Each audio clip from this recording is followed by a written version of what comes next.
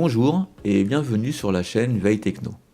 Dans cette vidéo, nous allons aborder quelques éléments fondamentaux à connaître pour bien démarrer dans le réseau. Nous survolerons ces éléments suffisamment pour bien les comprendre et les verrons plus en profondeur dans de futures vidéos. Mais avant de commencer, si vous aimez mon contenu et souhaitez me soutenir dans ce que je fais, merci de vous abonner et d'activer la cloche pour être prévenu lorsque je sors une nouvelle vidéo. Et pour les plus téméraires d'entre vous, un petit pouce bleu et un commentaire, ce qui m'aide beaucoup pour le référencement. Nous sommes désormais prêts pour commencer, je vous laisse monter dans le train de la Veille Techno et vous souhaite un bon voyage dans l'univers du réseau.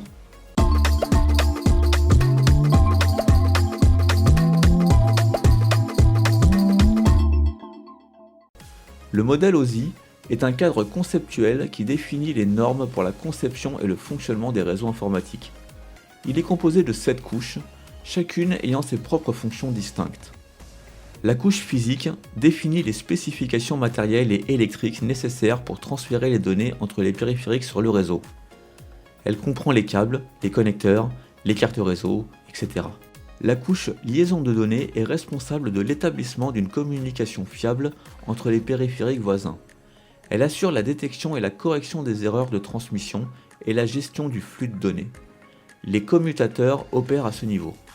La couche réseau gère le routage des données à travers le réseau en déterminant le meilleur chemin possible entre l'expéditeur et le destinataire. La couche transport est responsable du transport des données de bout en bout en garantissant leur livraison dans l'ordre et sans erreur. Les protocoles comme TCP et UDP fonctionnent à ce niveau. La couche session établit, maintient et termine les sessions de communication entre les applications sur différentes machines. La couche présentation assure la traduction, la compression et le chiffrement des données pour garantir qu'elles soient présentées de manière appropriée à l'application. La couche application fournit une interface aux applications utilisateurs pour accéder aux services réseau. Elle comprend les protocoles de haut niveau comme HTTP, FTP, SMTP, etc.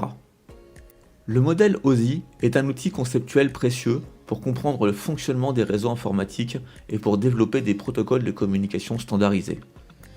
Un switch est un appareil utilisé dans les réseaux informatiques pour connecter les périphériques entre eux. Il opère au niveau de la couche 2 du modèle OSI et est capable de transférer des données entre différents périphériques connectés à un réseau local. Contrairement à un hub qui diffuse les données à tous les ports, un switch examine l'adresse MAC des données entrantes et les dirige uniquement vers le port de sortie approprié, ce qui améliore l'efficacité et la sécurité du réseau. Un hub est un appareil utilisé dans les réseaux informatiques pour connecter plusieurs périphériques ensemble. Il agit au niveau de la couche 1 du modèle OSI et fonctionne en recevant des données d'un périphérique et en les diffusant à tous les autres périphériques connectés à ces ports. Contrairement à un switch, un hub diffuse les données à tous les périphériques connectés, ce qui peut entraîner une utilisation inefficace de la bande passante réseau. Un routeur est un appareil qui relie deux réseaux informatiques différents et transmet les données entre eux. Son rôle principal est de diriger le trafic réseau de manière efficace en utilisant des tables de routage pour déterminer le chemin optimal vers une destination donnée. Les routeurs opèrent généralement au niveau de la couche 3 du modèle OSI.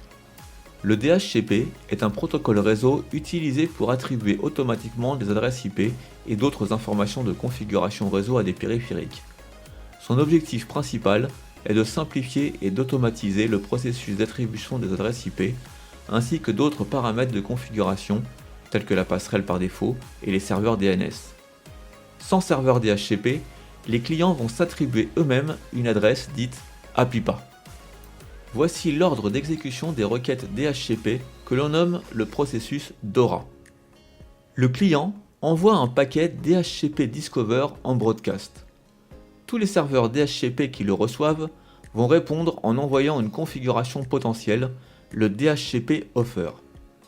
Le client reçoit cette ou ces configurations potentielles. Il ne prendra en compte que le premier reçu et répondra par un DHCP Request pour demander l'attribution de la dite configuration. Dans cette réponse se trouvera un identificateur du serveur pour signaler aux autres lequel a été accepté. Le serveur, dont l'offre a été acceptée, va finalement réserver cette configuration à ce client et la lui attribuer en lui envoyant un dernier paquet qui est le DHCP ACK. Une passerelle est un dispositif qui permet la communication entre deux réseaux qui utilisent des protocoles différents. En d'autres termes, une passerelle agit comme un intermédiaire qui facilite l'échange de données entre des réseaux hétérogènes. Dans cet exemple, l'expéditeur et le destinataire ne sont pas dans le même réseau. Il va donc falloir utiliser des adresses de passerelle pour faire communiquer les deux réseaux. Le PC11, ne connaissant pas le second réseau, va envoyer son message au routeur via son adresse de passerelle qui est la 192.168.10.254. Le routeur, quant à lui, connaît les deux réseaux et va rediriger le message vers le PC22. De même que si un des PC du réseau 2 veut communiquer avec un de ceux du réseau 1, il devra passer par l'adresse de passerelle de son réseau, ici la 192.168.20.254, et le routeur fera le reste. Un serveur DNS est un composant essentiel d'Internet et des réseaux informatiques en général.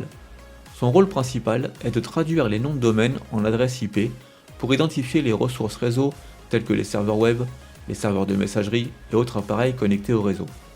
Lorsque vous tapez une adresse dans votre navigateur, le serveur DNS va rechercher à quelle adresse IP ce nom de domaine correspond et vous redirigera vers le site pour vous l'afficher. Une adresse MAC est un identifiant unique attribué à chaque interface réseau d'un périphérique connecté à un réseau informatique. Cette adresse est inscrite dans le matériel du périphérique lors de sa fabrication.